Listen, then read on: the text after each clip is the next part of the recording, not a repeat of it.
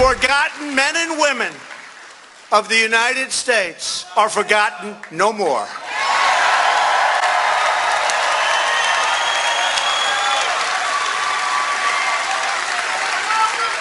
You're the great people. You're the great people. You work hard, you pay your taxes, you do all these things, and you were forgotten. They forgot about you. And you're the smartest people. You're the smartest people. You know, when they talk about the elite. The elite. Do you ever see the elite? They're not elite. You're the elite. You are the elite. That was President Trump in Ohio last night telling us what he thinks about the elite. You're the elite. You'll hear what I think in a moment, and also what Tammy Bruce thinks, who I'm delighted to say is with us for the whole hour tonight. There she is. Evening, everyone, and welcome to The Next Revolution. I'm Steve Hilton, and this is the home of positive populism. We'll be talking about immigration and the wall, a new plan to make Congress more accountable, and we'll bring you part 2 of our blockbuster Swamp Watch on China's corrupt influence operations in Washington, D.C. But first, back to those elites. For me, the most important term is not actually the elite. You can be part of the elite and still be on the side of the people. But elitism is an ideology that prioritizes the interests of those at the top. And it's been the dominant ideology in American politics for the last few decades. A big part of elitism is globalism. The idea that we should put some vague notion of the global interest ahead of the national interest. Now, there was a story this week that is a perfect encapsulation of elitist globalist thinking. And I want to start with it tonight. It was reported that tech giant Google is working with the Chinese government to develop a search engine that implements the regime's censorship of information it doesn't like. This is part of Google's plan to get back into China after it pulled out in 2010 in protest at the Chinese government's hacking of Gmail. This story is very personal for me. The China part is personal because my parents are Hungarian. I know all about oppressive communist regimes, and believe me, that's what today's China is. The Google part is personal because my wife once worked there, and we now have a very comfortable life as a result. Some of Google's top executives are close friends. But you know me by now, when I think something is wrong, I'll say so, whomever it may offend. And this is not just wrong, it's shameful. Of course, it's not the whole story about Google. I use Google all the time. I'm sure you do too. It's important to be fair and reasonable. Google's products are useful, and that's why it's grown so big. But it's because it got so big that Google is now not just useful, but dangerous too. It is a leading force for elitism and globalism. It's the essence of globalism that businesses have no loyalty to their home country. For more than most corporations, America really is Google's home. Did you know that Google got started thanks to a program run by the US government? Google wouldn't exist if it wasn't for American taxpayers. Google once said its mission was to organize the world's information and make it universally accessible. Its motto was, "Don't be evil." But now they've floated off in a giant balloon of arrogance, untethered to any notions of loyalty or ethics. Google is helping America's #1 enemy, the evil communist dictatorship in China, to oppress its own people through censorship. Literally the exact opposite of what Google once stood for. Remember too that Google has built an artificial intelligence center in Beijing. Even though the Chinese regime is openly saying it will use artificial intelligence to achieve military and economic dominance over America. On top of that, Google recently pulled out of helping our own Defense Department with artificial intelligence. So Google, born of a US government program, won't work with our government to defend democracy, but is falling over itself to work with the world's worst despots to crush democracy. I know the word treason is thrown around too much these days, but that seems like a pretty good definition of it to me. This is Google's CEO, Sundar Pichai. Someone I know personally. And now I'm talking to you, Sundar, directly. If you go through with this, it will show the world that you no longer believe in your own mission of making information available. You just want to make more money available to you. It will expose all those sanctimonious, high-minded tweets and statements about human rights and standing up for values as pure BS. It will confirm that Google is driven by one thing, maximizing GCP, greed, control, power.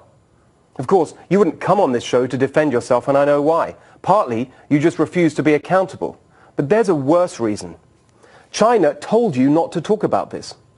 You're not only working with the communist dictators to censor in China, you're doing their bidding by censoring yourself in America. If you go ahead with this, I will come after you with everything I've got, and I won't be the only one. But there is still time for you to change. Don't do this. Do the right thing. In a phrase, don't be evil. All right, follow us at NextRevFNC and at Steve Hilton X, and let us know what you think. Now let's see what our panel think. In New York, Fox News contributor and president of Independent Women's Voice, Tammy Bruce. And here in Los Angeles, Wisconsin Congressman Mike Gallagher and Hoover Institution senior fellow Victor Davis Hanson. What a great team. I want to start with Tammy. What is your take on this whole situation, Google and China? Well, I love your opening monologue, and this is what's interesting for all of us. Look, as a capitalist, I want individuals and companies to become as big and as wonderful as they possibly can be.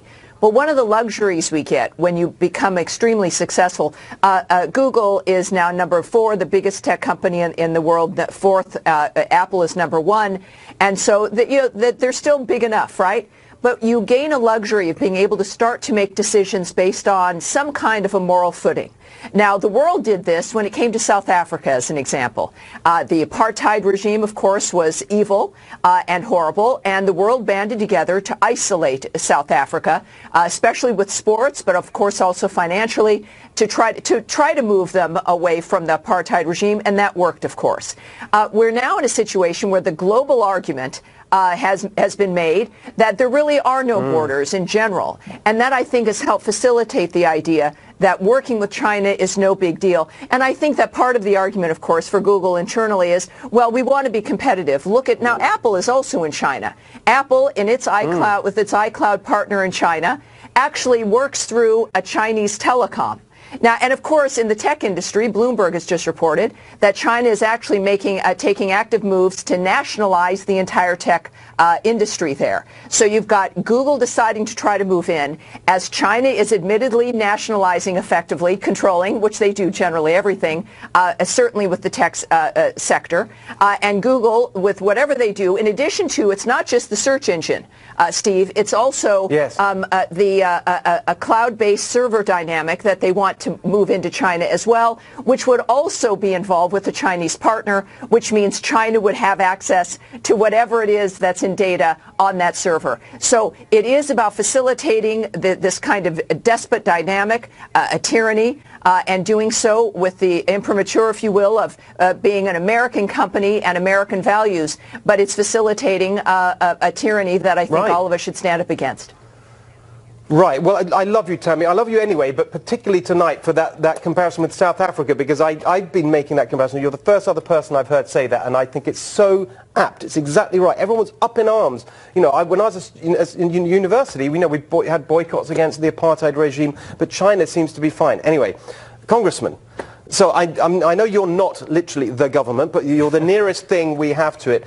Shouldn't this be stopped by our authorities? Should CFIUS get involved? That's the Committee for Foreign Investment in the United States. They can block things like this, can't they? Do you think they should? Well, we just revamped the whole CFIUS process as part of the National Defense Authorization Act, but that primarily looks at Chinese investment in the United States. Let's say, for example, the Chinese are going to make a massive early-stage investment in an artificial intelligence company here. CFIUS can take a look at that and decide whether or not they want to allow it. Now, this is obviously an American company going to China. I think the experience of other companies dealing with China should be warning enough. For example, the Korean conglomerate Lata owned a bunch of real estate in South Korea where we wanted to put our THAAD missile battery system recently. The Chinese obviously vociferously objected, and in order to coerce Lota, as a result, they shut down something like 122 businesses they owned in China, citing dubious fire safety regulations. This is just one example of the coercive way they use their economic power, what they extract in return for market access. And this should be incredibly troubling, because if anything, since Google pulled out in 2010, citing hacking of Gmail accounts associated with human rights activists in China, The human rights record of the Chinese Communist Party has gotten even worse as General Secretary Xi has consolidated power. It's not just shutting down Google searches for Tiananmen Square. It's also making unavailable certain public health information. We have a recent vaccine scandal that potentially jeopardized the lives of hundreds of thousands of Chinese children. And vaccines is one of the phrases that's being censored right now. Oh, they're just so outrageous. They're so disgusting. You're right there, as I am, right in the middle of Silicon Valley at the Hoover Institution. I mean, you're in the thick of the tech world. How do you see China's influence in the tech sector, and what do you think of this story? Well, we know that China leapfrogged over 50 years of rough development that most countries have to go through by technological theft. So we got 350,000 Chinese nationals in the United States. We just arrested Jimmy Lee, who was a CIA operative and gave away all of our assets in China. So we know what they do. The question Can you is, just explain that a bit more? What was he was a ex-CIA operative who was based in Beijing, who was arrested, I think, 2 months ago. Right. And we learned that the reason that 20 or so of our key assets in China were either executed or imprisoned because he gave the names of them to the Beijing government. He was a U.S. citizen of Chinese background. Well, we know what China's doing, and we know what Google does because they can get away with it. But why are these companies abusing the rights of human rights or free speech, whether it's Facebook blocking ads? And I think what it's the core of the problem is that in a very brilliant fashion, they threaded the needle between left and right. They said to the right, you guys are Milton Friedman, open market people. You don't believe in antitrust legislation. You just let us get bigger, we'll make more money, and the market will adjudicate morality. Then they turned over to the left and said, we're not J.P. Morgan, we're not John D. Rockefeller. Look at us. We wear black, we're cool, we wear flip-flops, we have $3 trillion in assets, and we give money. 90% of all of our campaign donations go to the left. And so we have not been able to come together. We've got some names. I mean, Google throws a lot of money around. Yeah, absolutely, but we can't get anybody to say you're subject just like anybody else to monopoly questions, antitrust, product liability, patriotism, human rights, because each side has their own vested interest in letting them get away with it. And they look so cool, they look so hip. Well, it's not very cool to censor and to work with this appalling regime. And I thank you for all your thoughts on that. We've got to move on. But I think that, as I said, if they go through with this, I think it will be a disaster for them, for their reputation, for the whole Silicon Valley's reputation. And I think that it will actually alert people to some of the points that you've all been making. All right, last week Swamp Watch took on China's meddling in our democracy, and the response was overwhelming. Tonight, in part 2, we expose even more corruption. And up next, President Trump says there could be a government shutdown if the border wall isn't funded. Will Congress give in? Don't go away.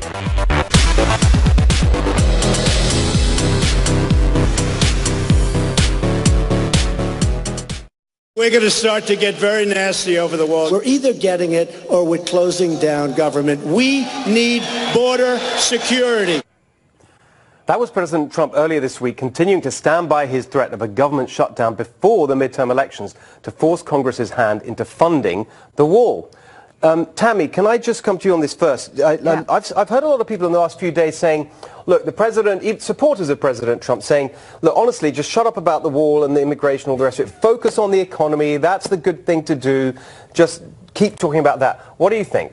Well, Gallup has a poll that they do on the most, and they ask a question each month about the most important problem that Americans think that we're facing. And last month it was immigration, and then poor leadership in government, and then the economy. And of course, the president's had some terrific success with the economy, and it goes back to the Reagan question, of course, that matters to all Americans because it feeds into whether or not we have a future and what your children's lives are going to be like, which is, are you better off now than you were 4 years ago? And that speaks, though, to a whole range of issues, but the economy is right there. That speaks to the level of freedom that we have. But the fact that that immigration is a top issue, and it's not because people think that our borders aren't open enough, but within the conversation that has come since the campaign and through President Trump's administration, there is a realization of the level of danger that this presents, the impact not just with safety, but national security and with the economy and with the nature of how strong we are in general in the world, in a world that is clearly still dealing with problems left over from the last 8 years of non-governments, effectively.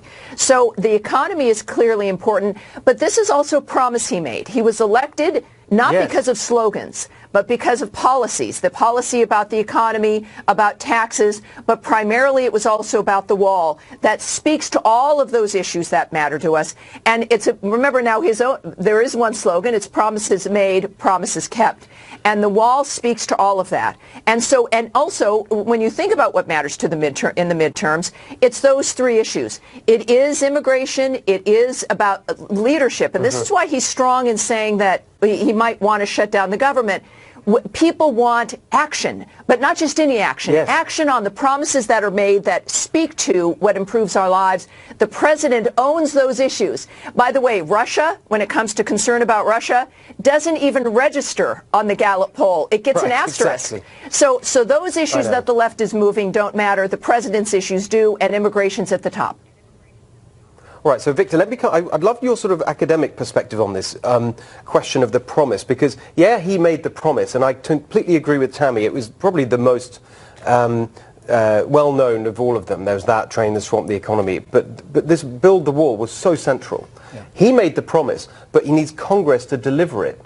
What's the sort of democratic constitutional way of thinking about this? Well, he's in an election that's 50-50, his chances of keeping the House, and he needs a signature galvanizing issue, and immigration is the one signature issue that he hasn't delivered on, at least formally. And so but he doesn't have the votes.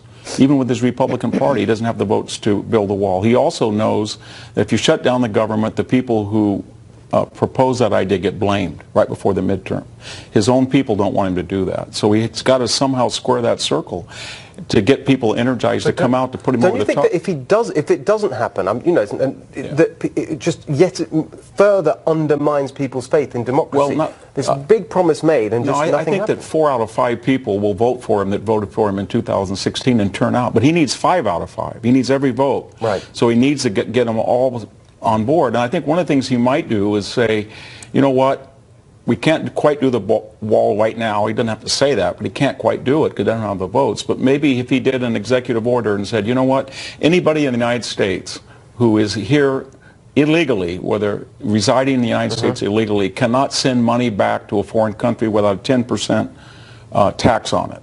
So we're sending $30 billion to Mexico in remittances and $30 billion to Central America. Much of that are from people here who are not only some of them on public assistance, but here illegally. That would raise about $5 billion a year, and said until we can for the wall. Yes, and use that for the wall and bank it and say that to everybody. What do you think of that? I think that's a good idea. I have to explore the details of it, but Victor usually you should go and do a bill on it right now. But I do have a crazy idea. Rather than lurching to a shutdown, why not allow members of Congress to go home to campaign for all of August and potentially all of October leading up to the election, knowing that these issues remain unresolved? It's absolutely absurd because people in D.C. confuse campaigning with legislating. We need more legislating, and if you do your job, your voters will reward you for it. Instead, people don't want to do their job. They just want to go home, they want to raise money, they want to blame someone else. Keep us there, lock us on the House and the Senate floor and have the debate. We'll talk about that. You got an interesting idea on that, but last word to you, Tammy. I mean, it seems to me that, it's yet another example of these empty words. I remember Paul Ryan, I don't know, maybe 6 months ago, maybe more, was all, we got to build the wall. He made a video of himself in a helicopter flying over the wall saying we're going to build the wall. There seems to be absolutely no energy from Republicans in Congress to help the president deliver his promise. Well, that's been the big problem. That's why this is an interesting message as we go into the midterms, that this is like part 2 of the Trump Reformation.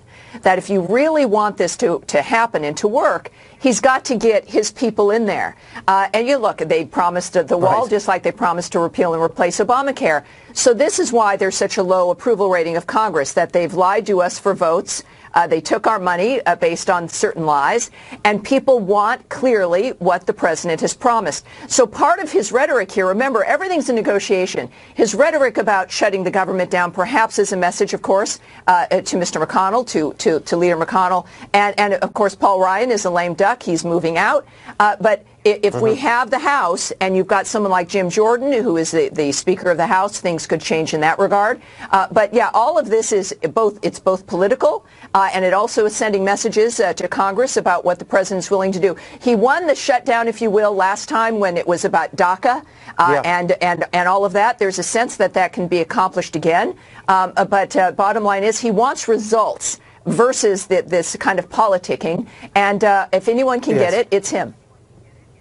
There you are. Well, let's see. For the reasons we've all just been discussing, everyone is sick of Congress, but can anything be done to make it work? Our guest, Congressman Mike Gallagher, he's got a new plan to do exactly that. He'll tell us what it is after the break.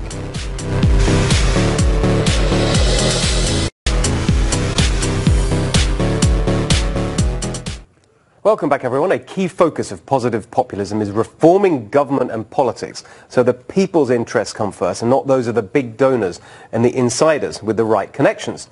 A new bipartisan effort to do that is the Go to Washington, Go to Work Act of 2018. The measure was introduced by two congressmen, Democrat Rick Nolan of Minnesota and our guest tonight, Republican Mike Gallagher. So, tell us all about it.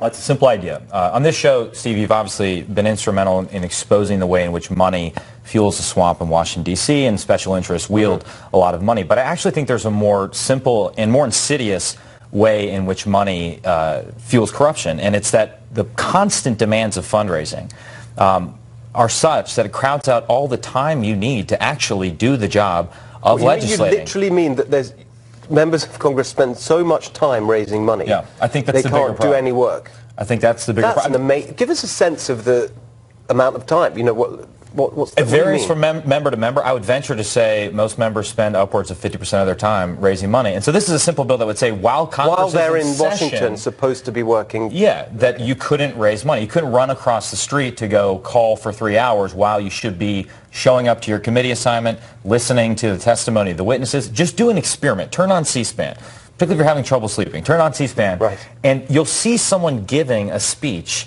to an empty House chamber because it's all theater. It's performance art. It's kabuki theater, and then they'll go across the street and raise money. And I listen, I know I'm new. I know this probably sounds incredibly naive to people far smarter than me like Victor, but at the end of the day, the demands of fundraising grow ever more onerous, and they crowd out the time you need to actually try and legislate and get stuff done, which is a difficult endeavor. So let's just be really clear with the audience. So your bill will actually make it, illegal for members of Congress to raise money while they're while Congress is in session. So we're not saying you can't raise money, but while Congress is in session. Well, what do you think? Well, I mean, 94% of congressional representatives are incumbent. I mean, incumbents get reelected. So in theory, it's good. But let me play devil's advocate. Sure. So if I'm going to object to this, I'm going to say, well, maybe they just don't raise money. They get constituents who say, do you know about this issue? And they get informed. Second, so they have challengers. And so in your bill, as I understand it, the challengers would also be restricted from the days incumbents could not campaign, challengers couldn't. But time is money. Yeah. And under Citizens United, the Supreme Court's already said the federal government can't go in and tell you how to spend your money. So for a person who's not in Congress, the government was going to be telling a challenger, say a businessman who wants to run for Congress, by the way, on this day you can campaign and on this day you can't. I don't think that's going to be constitutional. All right, well, hang on. Hold the response for a second. Let's see what Tammy's got to think.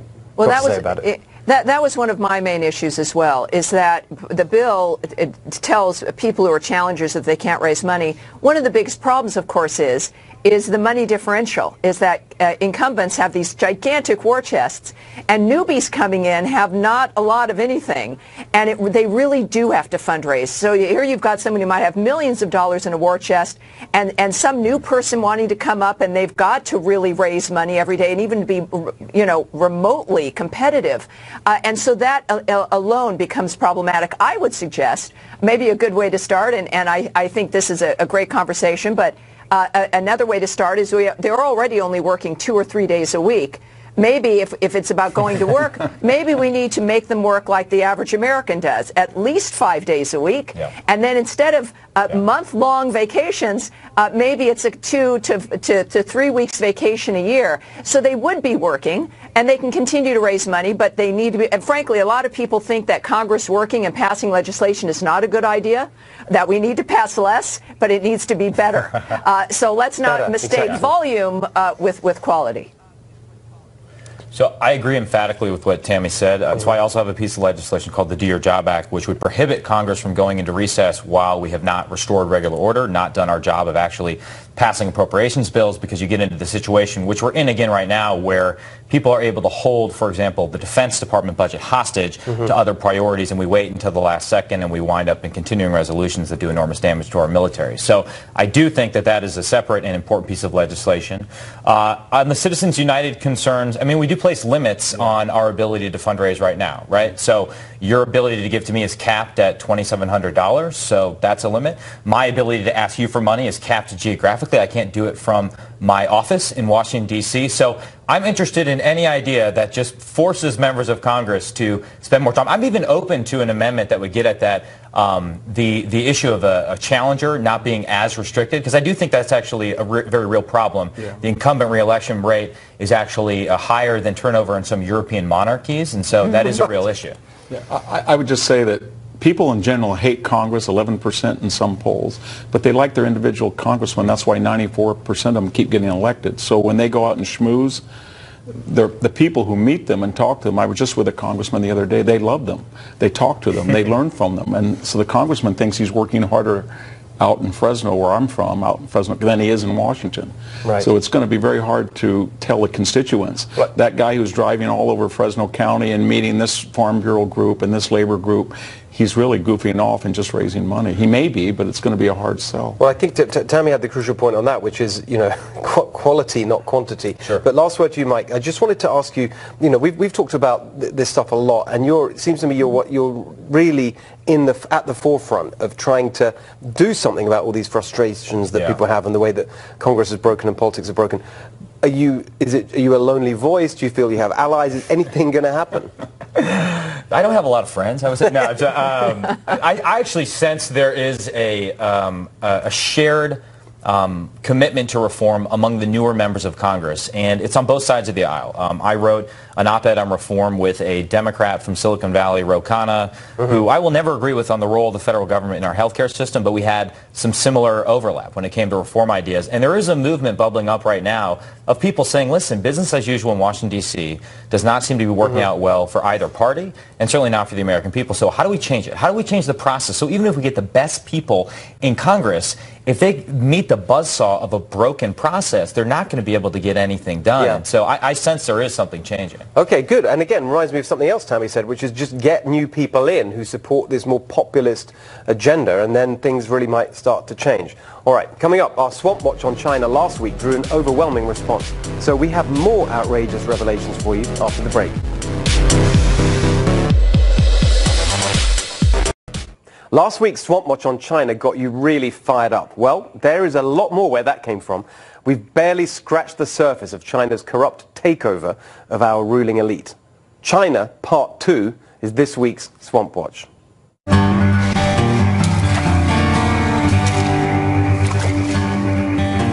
Last week we told you about lobbying firms hired by Chinese state-owned or government-backed businesses and organizations to push their interests in Washington, D.C. But to really understand the swampiness in all its glory, you need to know the names behind these lobbying firms, the actual lobbyists who are selling their own government experience, paid for by you, the taxpayer, remember, to help foreign governments, and in the case of China, America's #1 enemy. We told you last week that the Chinese state-owned company Sino hired Cowen Strategies to fix meetings with members of Congress. Who's behind Cowen Strategies? Someone called Mark Cowen. From 1990 to 92, he worked as a commissioner in the Department of Labor. In 1993, he joined the CIA, working there for 7 years, before deciding to cash in on his experience and contacts by becoming a lobbyist. He worked at 4 different firms, including a 12-year stint at Patton Boggs, which would later become the infamous Squire Patton Boggs. And since 2013, he's been running his own lobbying outfit, Cowen Strategies. We also told you about Capital Counsel, which has earned $100,000 so far this year on a contract with the China-US Exchange Foundation, or CUSEF, an organization working to promote Chinese interests both by hiring lobbyists and funding research at prominent DC think tanks. Now, why on earth would China hire Capital Counsel? Was it because of Jennifer Bang, who served 10 years as legislative director for Republican Congressman Ander Crenshaw, a member of the powerful House Appropriations Committee? Or was it because of Aaron Cohen, who worked as a policy advisor and then chief of staff to disgraced former GOP Senator John Ensign? Perhaps it was Capital Counsel's Bob Brooks that sealed the deal. He was chief of staff to former Republican Congressman Jim McCreary, a member of the influential House Ways and Means Committee. But wait, Capital Counsel offers insider connections even better than Congressman Jim McCreary's chief of staff. They now offer the services of Congressman McCreary. You've got to hand it to Capital Counsel. Why stop at the monkey when you can hire the organ grinder? But it turns out that McCreary isn't the only representative of the American people who cashed out to work for the interests of America's top enemy. Former Arizona Congressman Matt Salmon chaired the Asia and Pacific Subcommittee on the House Foreign Relations Committee before leaving Congress to become Vice President of Government Affairs at Arizona State University. Arizona State is home to a Confucius Institute, an enterprise funded by China to push its agenda on American campuses. In response to critics of the institute, Salmon argued the United States should work with China, not against them. But they are working against us, and Congressman Salmon is helping them.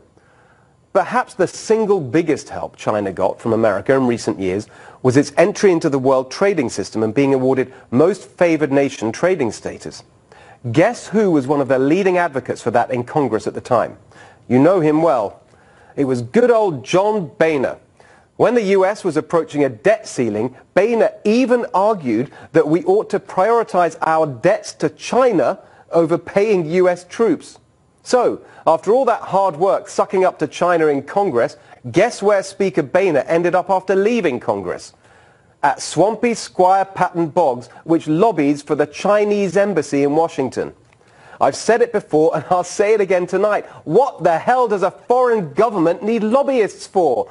Isn't that the whole point of ambassadors and embassies, to represent a country's interests? The only conclusion we can draw is that the swamp is more powerful than government. China knows it can accomplish more through lobbying than diplomacy. But that only works because our elected officials allow it to work, because they agree to meet with all these foreign government lobbyists. So the real question is, who is meeting with them and what are they discussing? We called 30 members of Congress in both parties and both houses and asked a simple question. Have you ever met with a lobbyist representing the Chinese government, a Chinese state-owned enterprise, or a non-profit organization promoting Chinese interests? Every single one refused to answer. And the outrageous thing about that is there's no requirement for them to answer or to be transparent about this. They're your representatives, paid with your money to represent your interests, and yet there is absolutely zero requirement for them to disclose which lobbyists they're meeting with and what they're discussing. By the way, here are some of the things they do have to disclose: their financial assets and personal income, positions with non-governmental organizations, campaign donations, travel expenses, legal expenses, gifts, staff salaries, and office expenditures. They're required by law to disclose how many Keurig coffee cups or paper clips they buy, but they're not required to disclose the lobbyists they meet with who are pushing the interests of a hostile foreign power that hacks our infrastructure, steals our technology, spies on our intelligence, names their dictator president for life, and has a publicly stated aim of world domination.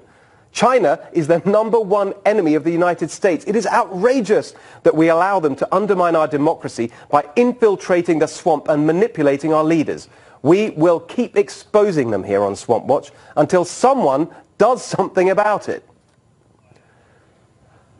When will someone do something about it? I'm looking at you because you're there. Sorry, you're the target of all the rage. Fine. I confess to consuming a lot of Keurig coffee cups on any given day. We did do a lot in this National Defense Authorization Act. In addition to the CFIUS reform that I mentioned, we also prohibited the U.S. government from buying goods from Huawei and ZTE, two Chinese companies that are incredibly problematic from a counterintelligence perspective. We started to get at the influence of the Chinese Communist Party on U.S. campuses by limiting Pentagon dollars going to language programs from universities that have accepted Confucius Institute funding, as well as requiring any academics applying for Pentagon grants to disclose whether or not they've been part of a foreign talent recruitment program from China. And then there is, of course, the overall military rebuild. This will be the second year of it, which is important, right? Because our hard power gives strength to our efforts to combat this. Well, that's okay. I'm sorry to cut you. Fine. Yeah. That's all great. Thank you for saying that. But it's this foreign government lobbying that drives everyone crazy. I just think we've got to stop it. Anyway, sorry, no time for the others. Yeah, we're a bit out of time there. But up next, there is one big thing that could derail President Trump's booming economy. We'll tell you what it is after the break.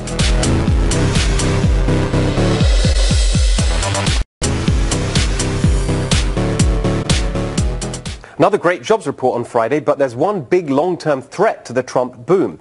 That growth will slow down because companies literally can't find enough workers. At the heart of that problem is the labor participation rate, which is still at the same level as a year ago. There are millions of Americans, at least 3 million, probably more, who aren't working but should be. We need welfare reform and skills training to get them into work. By the way, there are lots of ideas for how to do that in my new book, which you can get at positivepopulism.org. But let's see what our panel thinks.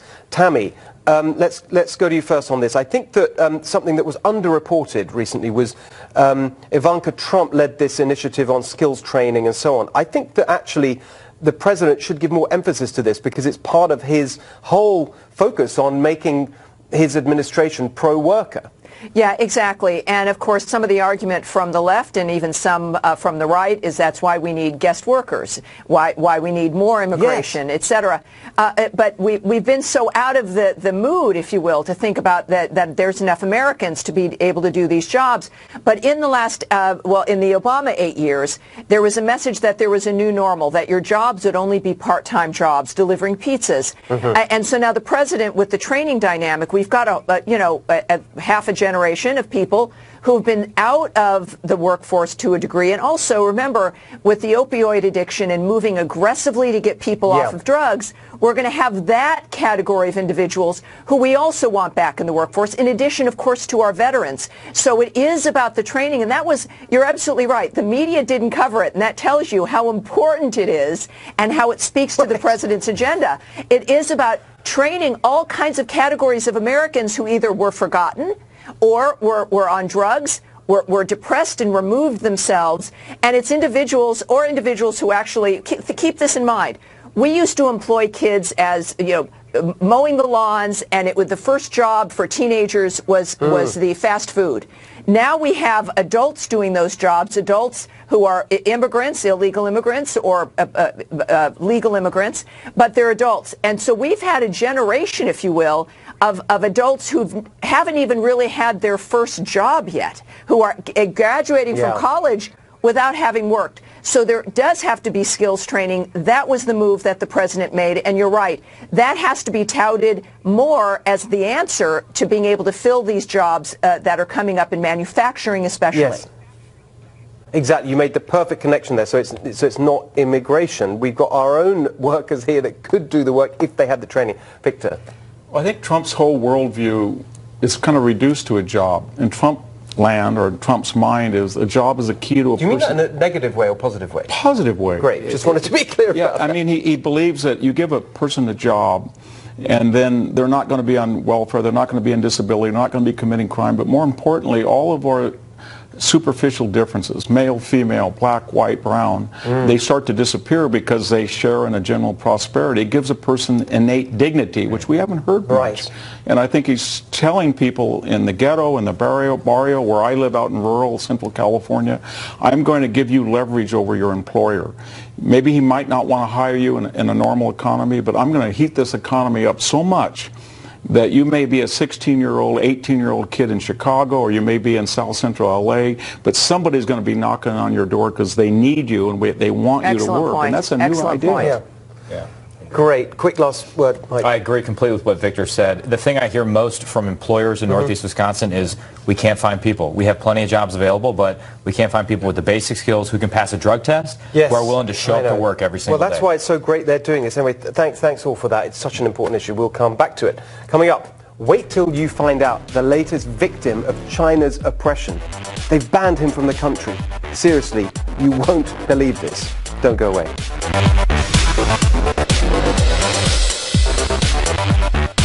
Insurance that won't replace the full value of your new car? You're better off throwing your money right into the harbor. Gonna regret that. With Liberty Mutual.